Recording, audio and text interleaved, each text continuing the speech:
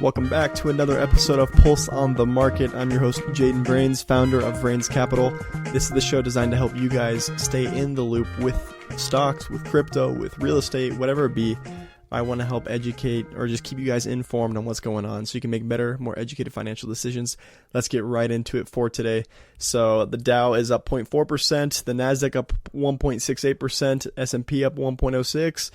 The small caps are up 1% and the 10 years up 0.2%. So it's overall a solid day for the market. So they just had the speech from, let's pull it up, from the Fed chair. So you guys know Powell, and he hinted at a future rate cut later down the road, later in the year. Not exactly sure when. He says that he's waiting for more data, is what he says. It says right here that Federal Reserve Chair Jerome Powell hinted at a potential rate cut later this year, but emphasized the need for more data before taking action. So they're still collecting data, seeing how inflation is or there's a lot of factors that go into it, but they're just going to get a better feel for it before they make this big decision of cutting rates once again. So we'll have to see what ends up happening with that. The reason why the NASDAQ is up so much is technology stocks once again are having a whale of a day. The question is, when are we going to hit the top? That's what everyone's wondering, because it seems like NVDA has just been on growth. We haven't seen a major pullback in a very long time. Right now it's at $920 a share, so it's up $32 a share today. That's another 3.6%. Oh man, they've been growing like crazy. If we take a look just back on the 24th, or on the 1st, it was at only 840. Now it's at 920. It's been in growth mode. The earnings report right before it was at 669. Now it's at 919. So their market cap is 2.3 trillion. Little by little, they are creeping up more and more on Apple. Right now, Apple's is 2.62 trillion. So, I mean, shoot, NVIDIA's right on their tail. I mean, they're only around 300 billion now. It used to be around 700 billion difference just a few weeks ago. Now it's only 300 billion. So NVIDIA is going to the moon. One thing on NVIDIA, I just watched an interview with the CEO of NVIDIA, and they asked him his name, the company was founded by let's pull it up. So in this interview, they asked him if he can be 30 years old once again, would he...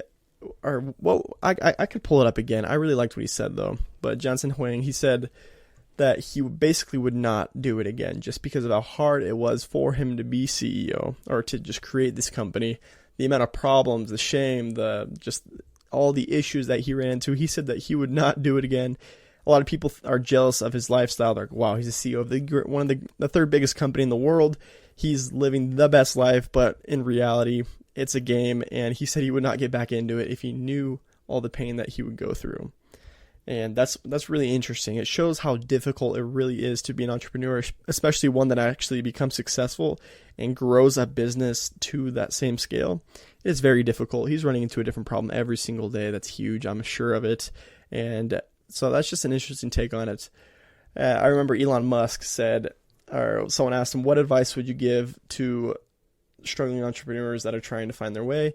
And he said, if you need advice, they asked him what words of encouragement. And he said, if you need words of encouragement, then you shouldn't be an entrepreneur, is what he said. They understand that it's a cutthroat game, and that it is very difficult to become an entrepreneur. So you really have to want it. You have to love what you're doing. Otherwise, you're not going to survive, is basically what the memo is here. Let's move on. We got stocks like Netflix up 2%, Meta up 3.5%. Let's check the top movers for the day. So Kroger, they just had their earnings report, and apparently it was well. So they're up 9%. Microchip Technologies up 7%. We got Qualcomm up 5%.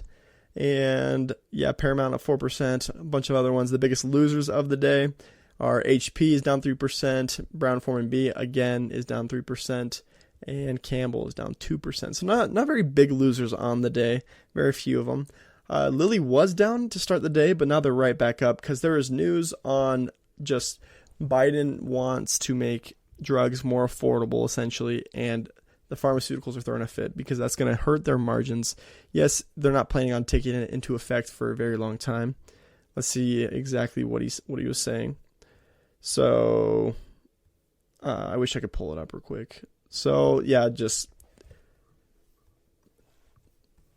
this is good stuff. So I do want to. So currently, it says in a move outlined in his upcoming State of the Union address, President Joe Biden is pushing for an increase in the number of prescription drugs subject to negotiation under the federal Medicare program. So currently it's at 20 medicines annually, and Biden is proposing a new target of at least 50 drugs per year.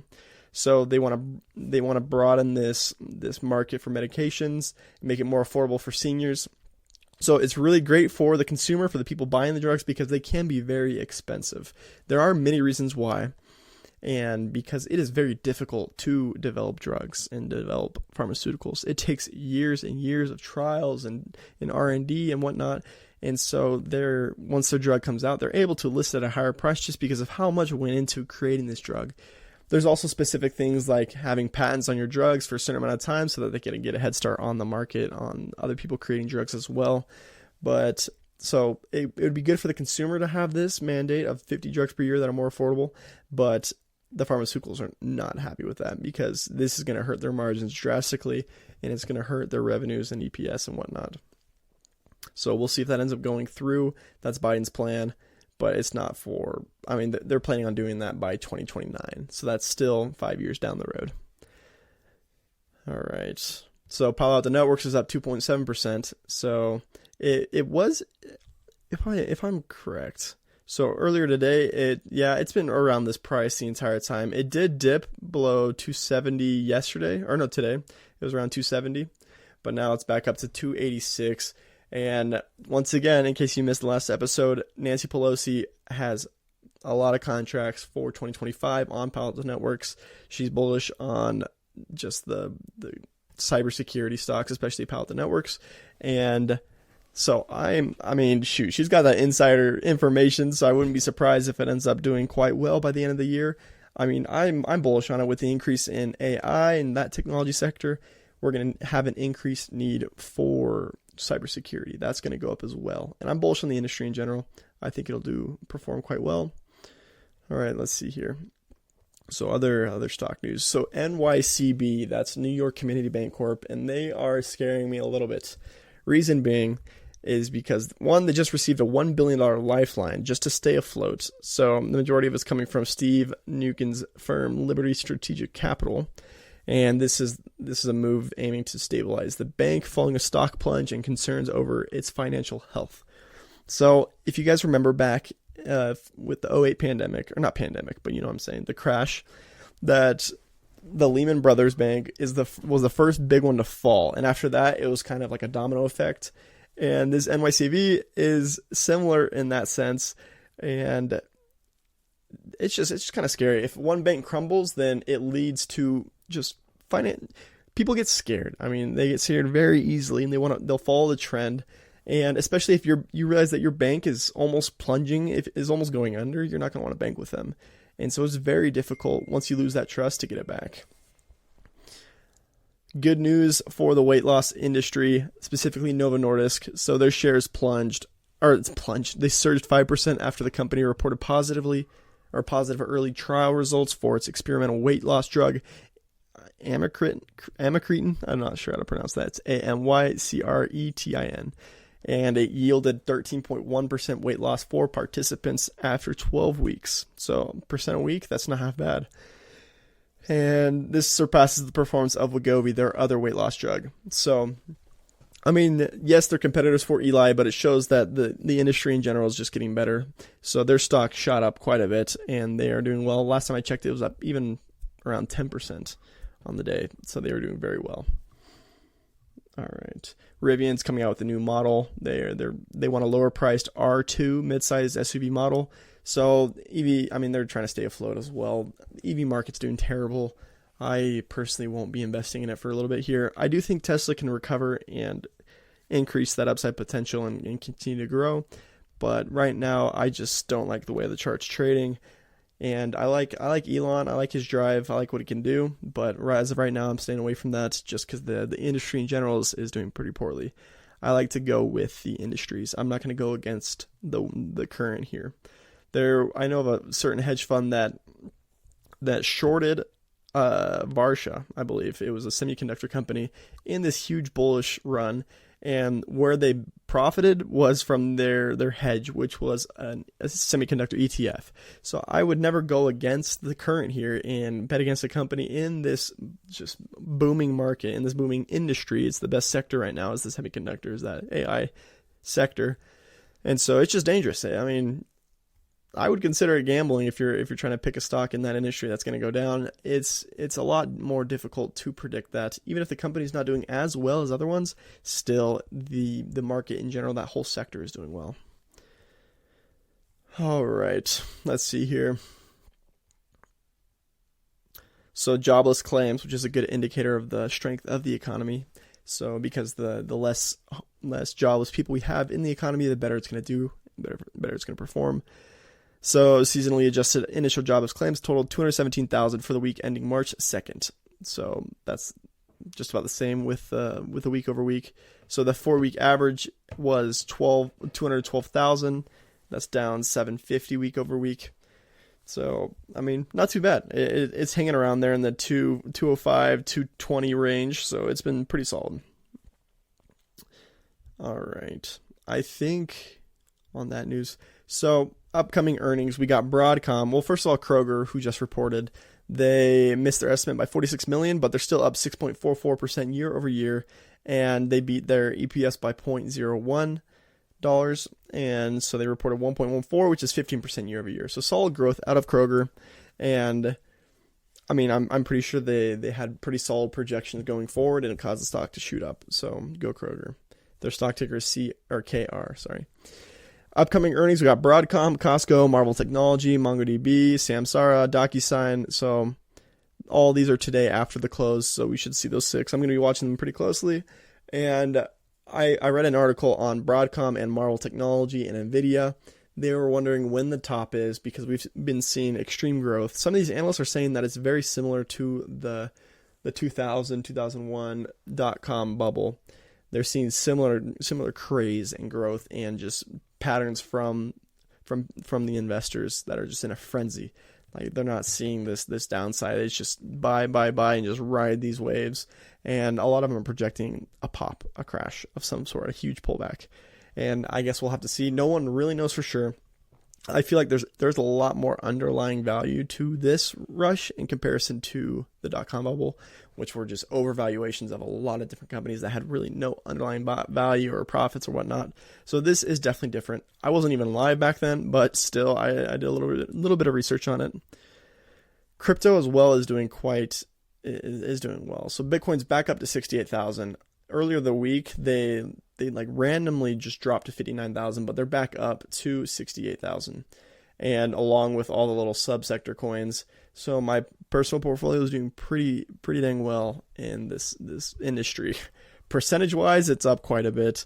I remember I put some money into Bonk, and this is definitely not financial advice. I don't think any of you guys should invest in crypto. It's so risky, but I love it, and I had some crazy gains over the last month. Bonk is up 170%. It's a meme coin. It's similar to like Pepe coin or like Dogecoin, but I think it has even less intrinsic value. But I put just a little bit of money in it, and it just tripled. So that did well. I liquidated, dropped another 20%, but still, there's so many coins out there that have different values. Some of them are just meme coins, and that they have no underlying value whatsoever. But there's coins like IMX, Super, Link, Avalanche, which is AVAX, and there's a lot of good coins out there. If you want to know more about crypto and are interested in getting into this industry, just reach out to me at marketpulse.io, and I could help you out a little bit. Or just, I mean, I won't offer any financial advice. That's not what I do. But still, just to share what I know with you. Perfect. So I believe that is it for today. And just a tip that I read in a book. So it was actually Market Wizards. It was an interview with one of the best traders back in the 1980s. And he said that one of the biggest problems for new traders is that they overtrade. They trade too much. They try to get the perfect highs and lows and sell their position to get a better one lower. They make too many trades instead of just holding their position and letting their winners win. and let them ride. So just a piece of advice for today is to not overtrade, to be cautious, and to make sound trades that go along with your checklist of what you're looking for in stocks, and not just overtrade and be sporadic with your thesis and your strategy. Obviously, you should try and change stuff, and if you see something that would be good that's outside of your thesis, then you could adapt it or just see if it works and experiment. But majority of the time, you don't want to just overtrade, all right? So that is it for today. I appreciate you guys sticking until the end. You guys are the real ones. And once again, here's my little podcast. I keep saying that instead of disclaimer. My little disclaimer. So this podcast is for informational purposes only and does not constitute financial, investment, or legal advice. This is all personal opinion. You guys should do your own research and seek the advice of qualified professionals if necessary. And we don't guarantee accuracy or completeness of the information shared. It's all risky. You could lose everything. I don't know, but it's all possible. So this is not financial advice, and I'm not responsible for any damages or losses that may occur as a result of investments made after listening to this podcast. Love you guys. I'll see you tomorrow and the day before it's all weekend. So I'll meet you.